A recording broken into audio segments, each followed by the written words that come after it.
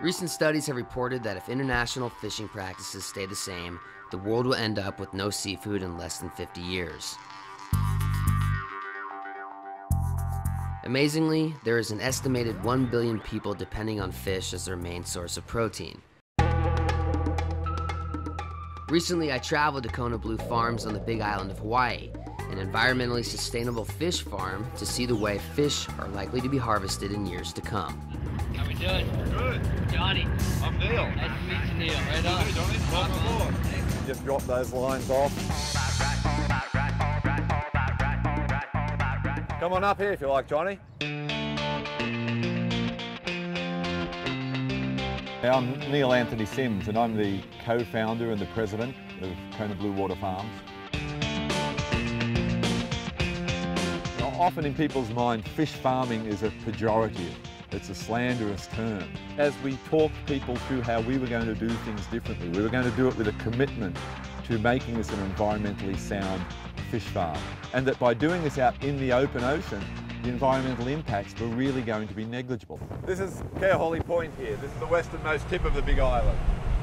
The reason it's called Keahole is Keahole in Hawaiian means the swirling of the currents. If you look here, you can see the currents swirling as they move past the point here, which for us, it's a challenge to put the fish farm in these strong currents, but it also means just tremendous water quality, and just it's great for fish health. Okay, Johnny, here we are on the Kona Blue farm site, and they're harvesting right now as we're looking here. This is harvesting Kona Kampachi straight out of the ocean. They're pumping the fish from the cage that we're harvesting from now. They're pumping the fish out of there and then directly into the ice brine. Some of these fish will be on the plane this afternoon, destined for the mainland. They'll be in sushi restaurants in a couple of days. It looks so barren on top. Is there no way we can, like, get our feet wet? It's open ocean fish farming, Johnny. You've got to get in the water before you really understand it.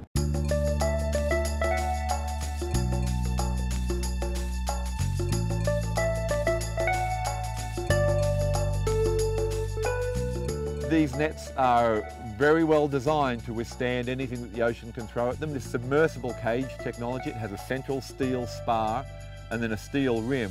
The netting itself is a Kevlar-like material. It's Dyneema, so it's very, very tough, but it's very, very soft as well. You could feel it when you rub your hand on it. It's non-abrasive, and the fish are very comfortable inside these nets.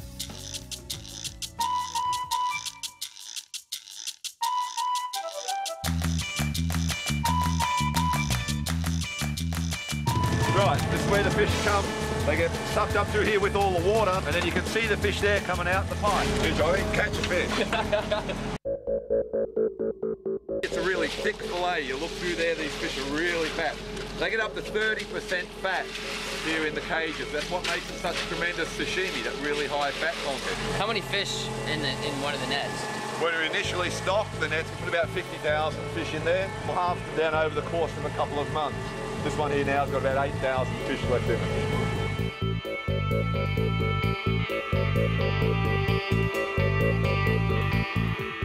After swimming around the nets all day, open ocean fish farming seemed a pretty simple concept. So these tanks here, you can see we've got oxygen. But after going to the hatchery, I saw how fish farming can become insanely meticulous work. Johnny, if you don't mind, I'm going to spray the front and back of your hands. Biosecurity is a big part of running a hatchery properly. We're going to come and have a look at some of the broodstock tanks here now. Essentially, it's a fish stud farm. We'll feed them, we take care of them, we pamper them, soft music, candlelight. All we want them to do is to spawn. These are broodstock. You cup your hands around the side there, Johnny. So these are the ones that produce the eggs that then go across into the hatchery. How many eggs do they usually lay? Each fish usually lays between 200,000 and 300,000 eggs. We're going to feed them this broodstock pellet, which this is about 50% fish meal and fish oil, and the rest of it then is agricultural grains, corn, canola, soy. This is part of that sustainable diet that we use out offshore. It's also the same diet that we use here for our broodstock. They really love to hit this. All right, settle down, guys. So this here is all the microalgae production. We culture specific strains of microalgae here, that then we feed to the different batches of zooplankton, and then the zooplankton goes into the hatchery tanks, so that when the fish eggs first hatch, exactly their ideal feed is sitting right there for them. It's hard to believe, but all these little guys, these little minnows, will actually become 5 to 6 pounds in about 10 months. That's a lot of sushi.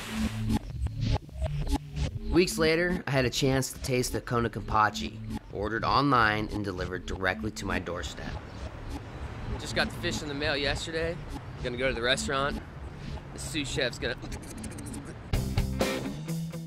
go over to the kitchen. Gonna get my sushi on. Put it down right up there. Are you super stoked when you get like a fresh Kona Kampachi fish? I know that when we get our order in, then it's pretty much swimming the day before. We meet again. Oh yeah, very nice fish. Let's do it. All right, Johnny, why don't we get you in a chef's coat straight across? Wow, I can't believe it's that easy.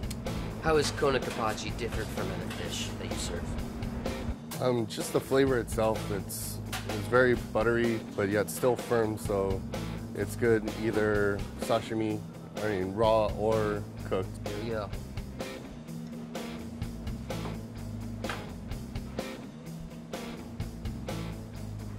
Damn.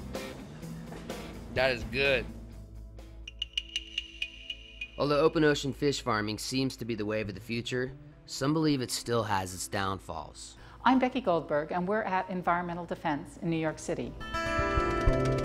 Fish farming in general is very worth pursuing as a way to produce more fish. And offshore fish farming may indeed provide a lot of opportunities. On the other hand, most of the species that are now being developed for growth in marine fish farm are naturally predators. And they eat a diet that, as it's made by fish farmers, is high in fish meal and fish oil that is made from wild-caught fish. One has to, at the moment, catch more wild fish to grow farm fish than you get out of the end. From what I know of the people at Kona Blue, they're making a real attempt to listen to environmental concerns and address them. They still face some challenges. Their feed, for example, is not one that the environmental community would feel especially good about. On the other hand, they are doing a lot to monitor the waters around and look for pollution. They've chosen to raise a fish that is native to the area. I think they're making an honest attempt, from what I know, to address environmental issues.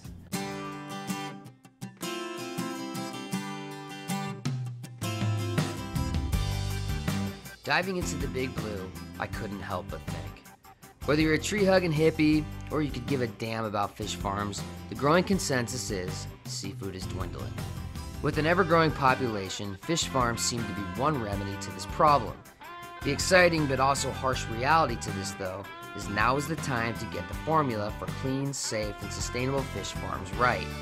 And like it or not, it's up to our generation to figure it all out. For Current TV, I'm Johnny Bell.